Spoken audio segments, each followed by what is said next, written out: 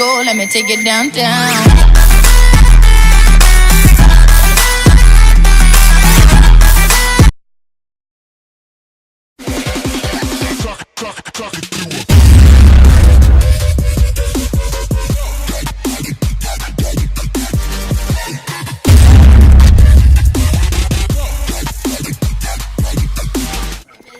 Aklım bu aralar geliyor gidiyor.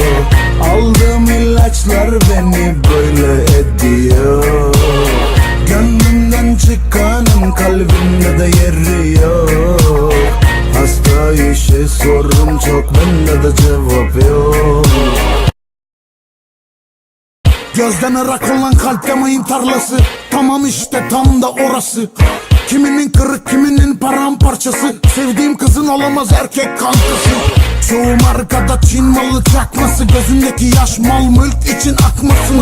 Eriyen adamların kardan olması. Kağıt ve kalemim siyasi tornası. Taşlaya taşlaya gelir çapak göze.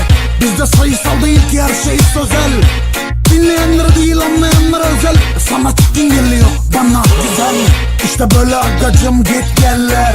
Paranoya ördü dikenli teller. Nem olur gökyüzüne, su olur denize. Dört duvarda 2 sene yaşta seller. Aklım bu aralar geliyor.